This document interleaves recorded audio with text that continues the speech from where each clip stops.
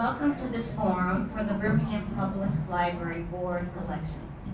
Today is September 12th, 2023. This forum will be featuring the 4 candidates who have filed for the Birmingham Public Library Board.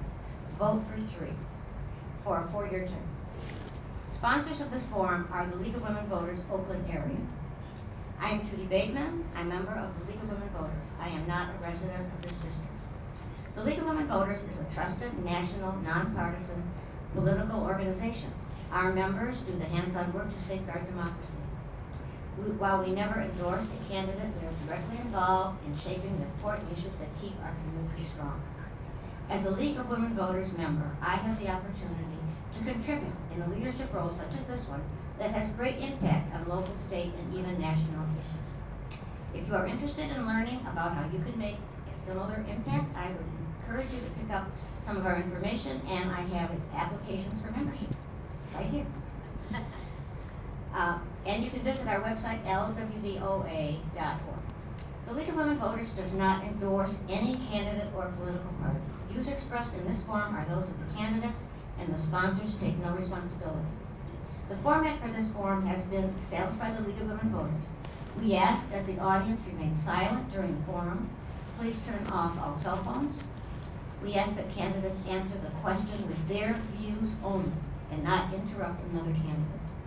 The questions are asked to all candidates and do not single out any one candidate. This presentation is copyrighted 2023 by the League of Women Voters. All rights are reserved. All candidates will be answering questions submitted by the audience and screened for duplication and appropriateness by Bonnie Gutoff. Jerry Rentschler is walking around with cards and pencils, and she will, if you raise your hand, she'll give you a card or pick up your pencil. Pick up your card. Please turn your questions into her. All candidates will be given 1 minute for opening statements in alphabetical order. Closing statements will be 1 minute in reverse order. Candidates will have 1 minute to answer each question in rotation unless extended by the moderator. All candidates will be allowed equal time to answer the questions. Our timer is Terry Benjamin. The candidates are Wendy Friedman and Curtis Trimble. Also on the ballot, but not here tonight, are Karen Gilbert-Rock and Jennifer Wheeler. After these candidates have made their opening statements, I have statements submitted by the other candidates who are not here, and I will read them after they have their statements. We will begin with the 1 minute opening statement, and Wendy Friedman, you're going to start. Okay, testing. First of all, thank you to the League of Women Voters for holding this forum, and thank you to all of you here tonight for supporting local elections. Our library is a vital resource for our community. Its services, programs, and collections open the minds of individuals both young and old. As a Grammy of 4 grandchildren from 2 to 8, I appreciate the library as a place to go for endless activity and guaranteed fun for free. As a small business owner of a college counseling practice, I appreciate the library as a place to meet my students with reliable internet. As a lifelong learner, I appreciate the Idea Lab for creating projects and the classes I've taken to learn Lightroom and Photoshop. As a Birmingham resident, I appreciate the library as the very best bang for the buck of our taxpayer dollars.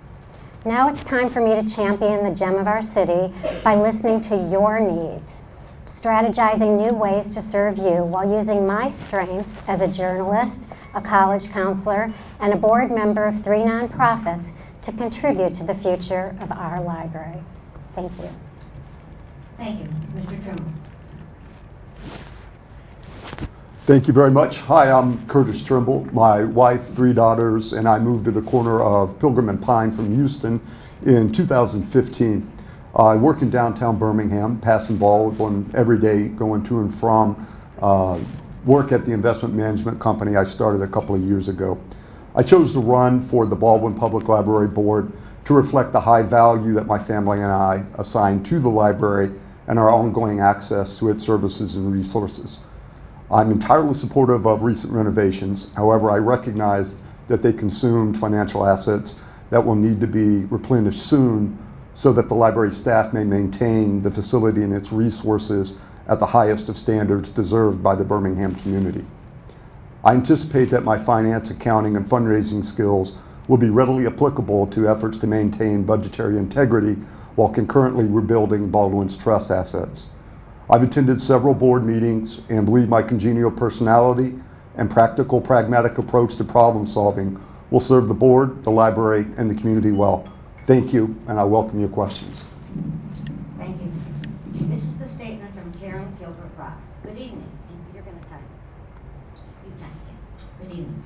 I'm Karen Rock, the Library Board Vice President and a member of NEXT. I'm sorry I can't be here tonight for the candidate forum as I'm in Chicago for a few weeks with my daughter for the birth of her baby, my first grandchild, last night. I have been a library board member since 2021, and I serve on 3 board committees: policy, personnel, and strategic planning. Following my bachelor's degree in economics from the University of Michigan and MBA from the University of Detroit, I worked in financial positions at 2 large Detroit companies. Later, I worked in community education for many years at Corton Elementary School. My community activities have included serving on the Corton Lake Neighborhood Association's board and being the former editor of its newsletter, tutoring adult ESL students for Oakland Literacy Council, working as an election inspector and playing violin in a string ensemble of the Birmingham Musicale. Prior to joining the library board, I helped plan several well-attended Books and Bites fundraisers for the library. Serving as a library board member, being involved in board committee work, and helping to reach decisions regarding the ongoing Phase 3 construction has been rewarding, and I would like to continue on the board to help strengthen and expand the library's community focus. Thank you for allowing my written introduction tonight. Okay, and this is Jennifer Wheeler. Good evening. I'm sorry I'm not able to attend tonight. I am running for re-election as a library board member. I am currently serving as president of the board at Baldwin Public Library. I have served as board member and trustee for almost 4 years. Prior to that, I was a chair for the Books and Bites fundraiser to help raise money for the youth room renovation and expansion. My children and I also have been attending programming for years. I am involved in the school PTAs, having served in many roles, including PTA president at Pembroke Elementary and currently the president-elect at Birmingham Covington School. I am a working mother and have always found joy in volunteering and wish to instill that in my children. I feel that libraries are becoming centers for the community to gather. People are no longer using libraries just to check out material, but also for a myriad of other uses. As a new mom, I attended story times, not only connecting and laughing with my new baby, but also making some of my best friends. I was able to learn parenting tips from a counselor that Baldwin had come in to provide helpful seminars. As my kids have grown, we enjoy making projects in the Idea Lab, and yes, also checking out materials, including hotspots for when we travel. Is that time up? That is time up. Okay. Just a couple more sentences, but you get it. Finish. You do get to finish your thought. Oh, okay. Wait. I love Baldwin and only want the best for the library, the staff, and community. I am excited for the opportunity to serve and volunteer for the amazing Birmingham community, and I value contract community. Okay. That's that. All right, now we'll begin the question part of the forum. We're going to start with Ms. Friedman. We will rotate who starts first. And the first question is, what aspects of library functions do you think could be improved? Programming, facilities? Well, oops, forgot the mic. Hello? There we go. The 3 things that I would like to concentrate on, the impacts that I would like to make, would be ensuring we have the policies and strong conviction in place to oppose any attempt to limit unfettered access to information and the right to read. Educating the library members on book bans so that they will take a stand for the freedom to read is very important because the times are very divisive right now. I'd also like to figure out why engagement is so low among the baby boomers. That's from I think 1954 to 64. And that is a growing population. There is no problem filling the offerings at Next, which is wonderful. But where are they? Why aren't they coming to our library? We currently have 10 programs for adults, while we have 46 programs for children. And I feel that I'd like to work on outreach to those. Yep, time is up. Okay. Mr. Trimble. Sure, thank you. The three areas I would focus on: one, the consistency of service. I know we've had a few maintenance issues with the library and some unplanned closures. Stepping up the maintenance program, I think, could help a great deal in maintaining the consistency and availability. Following on the availability theme, I think, similar to Wendy's comment, simple education as to the wealth of services that are available from the library, everything from the shipping of books, the boxes, to the vast resources available on the digital platform. I think that would go a long ways towards my third component, which is integrating the offerings of the library with other centers of learning and entertainment in the community, including next the high schools, the elementary schools. Those would be the three areas that I would focus on. Thank you. Mr. Trimble, we're going to start with you for the next question. What are your impressions of Phase 3 of the library renovation? What did you like or dislike about Phase 1 and 2? My impression of Phase 3 of the library is extremely positive. I very much like the concept of integrating the library with Shane Park and trying to increase the foot traffic and the utilization of the facility, pull some non-traditional users, if you will, from the community into the library. I think that ultimately will illustrate the value of the first two components of the renovation. The Children's Center and area is absolutely fabulous. I'm with Wendy. I think it's underutilized, especially given the vast number of programs that they have available. My expectation, my hope is that with ongoing community integration there, possibly we can see some crossover of services and engagement from the baby boomer, the seniors populations, with the children and the adolescent populations, maybe some sponsored story hours, some crafts, some engagement with the Idea Lab to cross over those populations. Thank you. Ms. Friedman. Could you repeat the question for me? What are your impressions of Phase 3 of the library renovation? What did you like or dislike about Phase 1 and 2? Well, I think I only have a positive reaction. I'm with Curtis on that.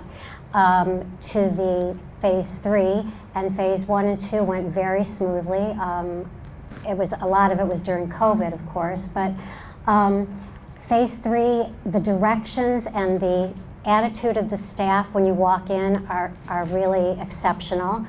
Nobody seems to get lost, and if they do, there's always somebody there with a smile on their face to help them find what they're looking for, because it is a little difficult to navigate if you're used to walking in a certain way. But all in all, it's going very smoothly, even with the little hiccups. I know the ramp gave way over the weekend, but by Monday morning it was back in action. So I think that it's been positive, and I think that users are coming back to the library. Every time I'm there, at least 3 times a week, and every time I'm there, every part of the library is being used. So I'm very happy. Thank you. Ms. Friedman, we'll start with you. Are there any recent decisions that the library board has made that you would have done differently? No. I think that the library board has shown a great amount of discussion and listening to each other. They show each other total respect when somebody does have maybe a different perspective. I think that that's so important, that the board always comes to consensus after a really thoughtful discussion. So I can't think of anything. I mean, I know some of the issues in the past, but what I've seen from all the meetings that I've been going to by Zoom have been a lot of really good, thoughtful interaction, so that consensus is usually reached, and if not, it's postponed till the next meeting. Thank you. Mr. Trimble. I'm not aware of any decisions made by the board with which I would have disagreed. Potentially, given the desire to integrate the library with Shane Park, with other more trafficked parts of downtown, I possibly would have engaged with city commissioners a little more with some co-funding centered on the cafe, trying to extend that into the park, as I think it will pay benefits, not just for the library and its patrons, but for the city at large. But other than that, I think anything would be relatively nitpicky concerning decisions made by the board. Ms. Friedman? Wait a minute, okay. All right, now we'll start with Mr. Trumbull, the next question. This is sort of not to do with the library, but what is your position on Prop 1, the senior millage? Position on Prop 1 would be that we need some new I'm kidding. No, Prop 1 and the allocation of resources, given all of the other competing allocation or needs for resources, I very much like the idea of expanding, consuming the Y, but at the same time, I would love to see more integration among components of the community, different cohorts of the community, and in the spirit of that integration, somehow better blending senior services with those for younger populations as well, and again, some crossover. But in terms of the millage, I don't think it's an egregious amount. I plan to vote for the millage, given the benefits that I see it paying for the community overall, repurposing the Y building and continuing to integrate that. But I very much would like to see some crossover in cohort population and a little bit of co-funding. Thank you, Ms. Friedman. I totally support the millage. I think that putting the money towards the permanent senior space is very important. They have outgrown this place and they can't do any more programming or hold any more events because of the space constraints. So that doesn't mean that I don't want to collaborate with them at the library. I want the people who are welcome at Next are from 50 up. So while that has never really been thought of as a senior, it is to Next, and so people are coming in that age range, and I'd like to see them also using the library. So I completely agree that we have to have a collaboration, and hopefully we'll be able to combine some of the programming so that they see what we do and we can see what they do. Thank you. We'll start with you, Ms. Friedman.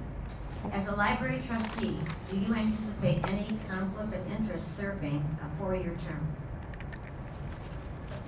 Serving during a 4-year term, would you have any conflict of interest while you serve? No.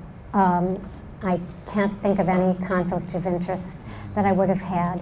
You know, all my years as a journalist, I could never run for public office. So after I stopped being a journalist, I was also teaching journalism, and so I felt that that also prohibited me because ethically it just doesn't jive with the journalist. But no, I don't see anything that would be a conflict of interest. Thank you. Mr. Trump. Thank you. With a freshman and a junior at Seaholm, I do not foresee any conflicts of interest with serving out a 4-year term. I'm pretty sure my daughters would make life quite difficult if they chose to pull up roots and move on. I've also got, as I mentioned before, an investment management business that is officed in Birmingham. Most of the clientele is relatively local, so I don't foresee any challenges to serving out a 4-year term. Okay, we'll start with you, Mr. Trumbull. This is about book banning. Should contested books be on the shelves while the book is being challenged? Why or why not? I do believe contested books should remain on the shelves, possibly with a notice that said book or books are under consideration for banning, removal. I don't know necessarily that we need to advertise all banned books as though they were banned, although sometimes I find that more interesting than not. In most instances, though, I do disagree with book bans. I think the library professionals have a set of standards that they adhere to in selecting books for purchase, and then the recommendations for patrons. I think the community should trust in those standards and in their professional staff. But again, on the banning side, I think Winston Churchill said it best in borrowing from George Santayana that those that fail to learn from history are doomed to repeat it. And we've seen time and again that book bans are a bad idea. Thank you. Ms. Friedman. Well, testing. Because all of my work prior to college counseling was protected by that First Amendment, I am a staunch advocate against any book banning. I absolutely do not think there should be any notice that a book is being reconsidered. I don't see any reason for people to be questioning the books while the library staff and the board are considering whether there is any reason to remove it. But since our library is also a staunch believer in freedom to read, there would be no, I actually met with Rebecca because I wasn't going to run unless she felt very firm about this. I think that young people deserve to see themselves reflected in a library's books. It might not be something you want to read, but they deserve to see each other. Just a couple weeks ago, 2 of my students who are going through gender identity crisis told me that they went to the public library where they live to read the book and not check it out, because even going to check it out could be embarrassing for them, or they might have gotten a look. So I think that limiting young people's use of books does not protect them from life's complex and very challenging ideas. Thank you. Okay, we're going to start with you for the next question. Oh. Regarding drag queen story time.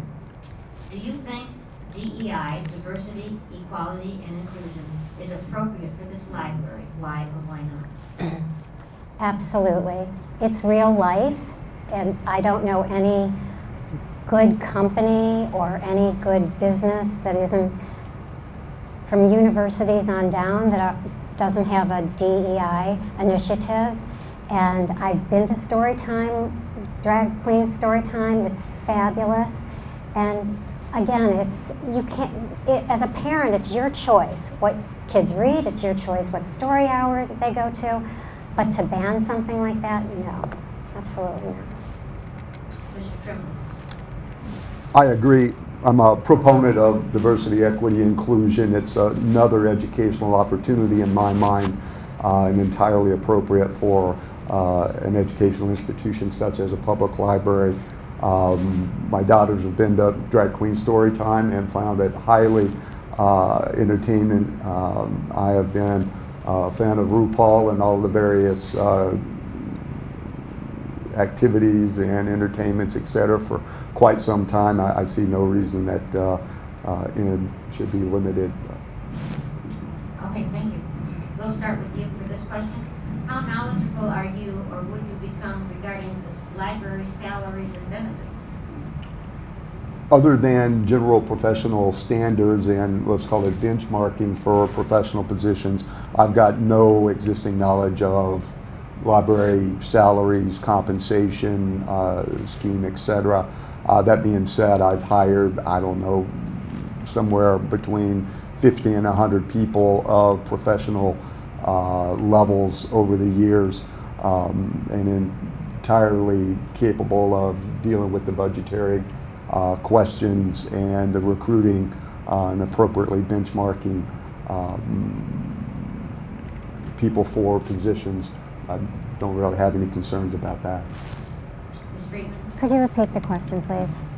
How knowledgeable are you, or would you become, regarding library salaries and benefits? Yeah, I would have to become knowledgeable about that, but again, my journalism experience has taught me how to research just about anything.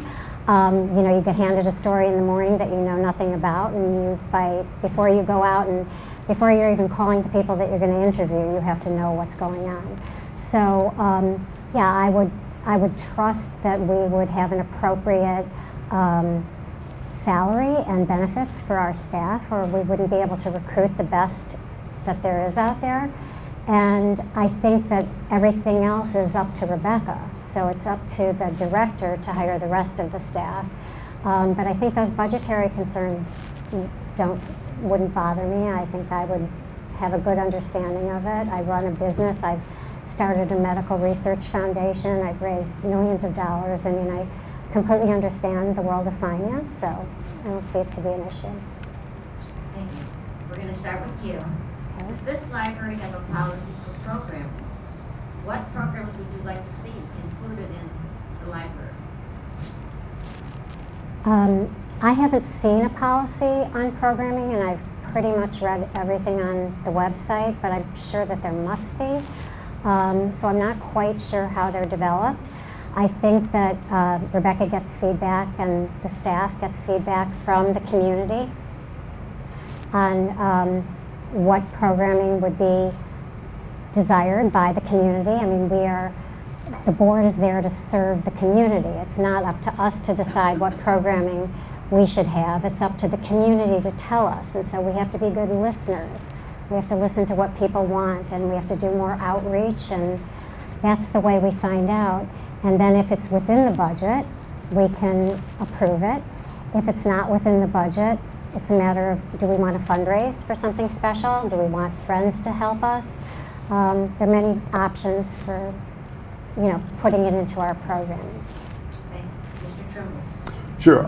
In terms of programming policy, I think it ends up being relatively process-oriented proposal for large-scale new opportunities that are outside the existing budget, goes through the discussion process, comes back through the approval. I think that's a fairly well tried and true process on that.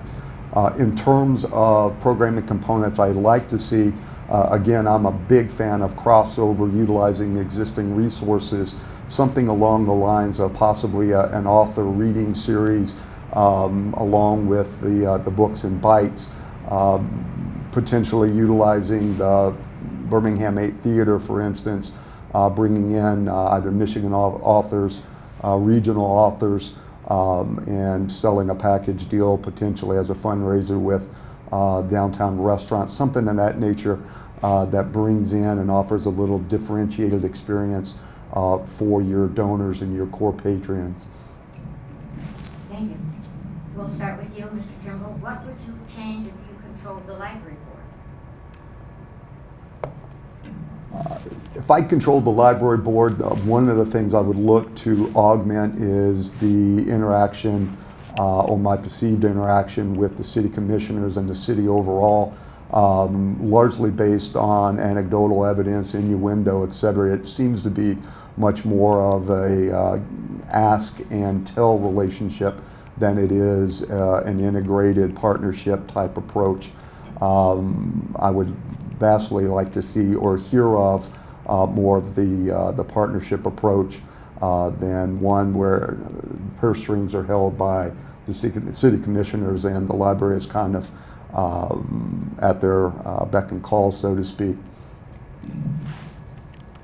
Thank you. Ms. Friedman. Could you please repeat the question? What would you change if you controlled the library board? I can't think of anything in particular that I would change. I think that I would like to hear more discussion going on. I think we have 3 members of the current board that for the meetings that I have attended, and again it was through Zoom, but there's 3 members that speak out frequently and have very good insights and make valuable contributions, at least as a patron listening. That's my perception, and I'd like to see more of that from the library board instead of just kind of going item by item down the agenda. I think that there needs to be more engagement with each other in front of the public so that the public finds the meetings more interesting and maybe would show up. Thank you. Ms. Friedman, this is for you. When you decided to run for library board, what was your main concern? Why are you running? It's really a good time right now for me in my life. I have some free time. My work is with my students is really starts in the afternoon and goes through, I guess, dinner.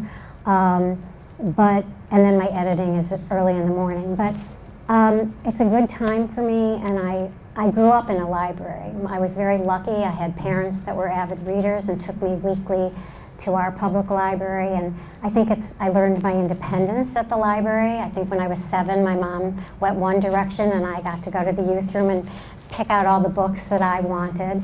So it's a very important institution, and again, I think that access to information is what makes us valuable citizens, and in order to have a valuable citizenry, we need to be educated, and the library is the place. It's got all the information, all the resources, and of course now it's a community hub, but I can't think of an institution that I'd like to throw my volunteering into more. Thank you. Mr. Trimble. Sure. My drive to become a member of the library board is twofold. One is to offer support and ongoing community education efforts for the vast array of services and opportunities that the library already offers that I think are being underutilized. And two, to make use of my finance and fundraising background and skills to continue to drive the financial support, rebuild the trust assets to assure that those services remain available and continue to be extended into the community at large. Thank you. This question I'm going to give for both. As being both of you busy people, how much time do you realistically feel like you're available for the library board? And we'll start with Mr. Trimble. Sure. I'm a fairly active, energetic individual to start with. I'm a volunteer wrestling coach over at Sea Home. As I mentioned, I've got 3 daughters, 2 of which are still active on the athletic side and volunteer quite a bit there. Nonetheless, I've got, by my estimate, before my wife would let me entertain doing this, at least 20 hours a month that I can dedicate to library service. While it may be in non-traditional hours, most of the board work that I can tell is done during non-traditional working hours. But I've got no problem committing to 20 hours a month on that side. Thank you. Ms. Friedman. Sorry, it's not going on. I'm not sure I could quantify hours, but I have lots of them. I get up at 5 in the morning, and every morning I'm very active and involved in lots of things. I think I've learned that the busier you are, the more you can do. So that's my philosophy. I would not take on the responsibility of a board position, and I am on 2 nonprofit boards right now that I felt would overwhelm me. So I think that I have the time and the talent to offer. I think that the one thing I haven't spoken about, and Curtis keeps bringing it up, is fundraising, and that is one of my strengths. I have asked for $1 million from a donor and gotten it. And I'm not afraid to ask, which is really important, because when you're out there fundraising, you have to be able to ask for money. And I think that building back our trust would be something that I would like to work on, and knowing that I'm capable of raising that kind of money would satisfy me very much. But there's no limit to the amount of time that I could give. Thank you. We'll start with you. Can you tell us about your grant writing experience? How do you see grants impacting the library budget? Well, I think that grants could be very valuable to the library, and I'm an excellent writer. I've taught writing. I specialize in writing with my college counseling. I've, been a journalist for many, many years. So, but I think the grant writing is probably left for the staff, but any input or advice that they would want from me, I've helped people with other organizations with their grant writing, but it usually is somebody on the staff that does that. But I'm happy to participate. Thank you. Mr. Trimble. I've got no grant writing experience. Anything close to that is more on the proposal side in terms of building out business units, segments, but I'm with Wendy. I think most of that would fall to staff. Nonetheless, being aware of grant availability, and where they might be applicable to extending some of the programs, I think is an excellent idea to take some of the burden off of the existing sources of funds. But yeah, no, in terms of grant writing experience, that would be a new experience for me. Okay, that concludes our questions. We have a little extra time. I just thought I'd throw this one in. What's the book you're reading now? Mr. Trimble. Book I am reading now is just picked up from the library. I'm not kidding, this afternoon on my walk home. The biography that Tracy Doherty wrote on Larry McMurtry, who just happens to be the author of my favorite book, Lonesome Dove, which is also my favorite miniseries. My brother named his dogs after the characters. But I'm just starting to get into it. Literally, I read the first chapter before I walked over here. Thank you. Ms. Friedman. Well, I just finished Cloud Cuckoo Land. Has anybody in here read that? It's so, nobody's read it? Oh, it's so fantastic. I just was blown away by, it is about a library, believe it or not. I think I've read every book about a library. That's how much I love the library. The library book is by Susan Orleans, is a fabulous book too, if you haven't read that one. But Cloud Cuckoo Land is just Anthony Doerr, who wrote All the Light We Can See. I think he won a Pulitzer for that. It's so different, and it takes place in 3 different generations, and I literally just finished it. I was on the wait list to get it for such a long time. So I wanted it to be digital. Thank you. All right, that concludes this questions. The candidates will now be given 1 minute for closing statement in reverse order. So Mr. Trimble, you'll go first. Sure, let me just thank everybody for your questions. I appreciate the opportunity to engage with you. As I've said, my family and I huge fans of the library and its services and offerings. Candidacy entirely focused on support for continuing those services and offerings.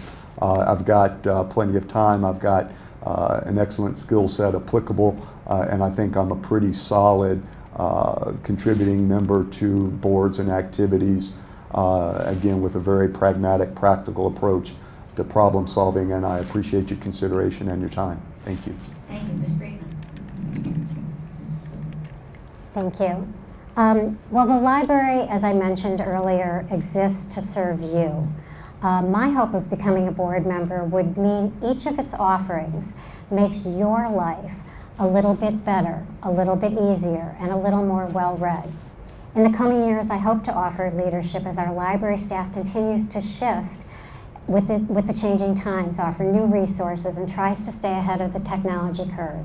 If elected, I will support you by listening to your needs and innovating new solutions to meet those needs. I'll ask good questions, hold our staff accountable for their goals, consider every angle of a challenge, use your tax dollars responsibly, and work collaboratively as the library moves into its next chapter. I'm offering my strengths and passion to support the library to make sure it remains a safe and accessible and welcoming place for all in the community. I would be grateful for your vote, and thank you again for coming. It means so much to support local elections. Thank you. The League of Women Voters would like to thank the audience, the candidates, and Birmingham Bloomfield Township TV for making this forum possible. And next, also, thank you to next. This presentation is copyrighted 2023 by the League of Women Voters. All rights are reserved. Any recording of this forum can only be shown in its entirety. Rebroadcast times of this forum will be on the LWV OA website, and you can, in a few days, you can get it on YouTube. The League of Women Voters is funded by contributions from concerned businesses and citizens. Our membership is open to women and men over the age of 16. Remember to vote on November 7th. I want to just reiterate, there are 4 candidates for 3 spots. Wendy Friedman, Karen Gilbert-Rock, Curtis Trimble, and Jennifer Wheeler. You are to vote for 3 for a 4-year term. The League of Women Voters, thank you for coming. Thank you so very much. Thank you. Thank you all.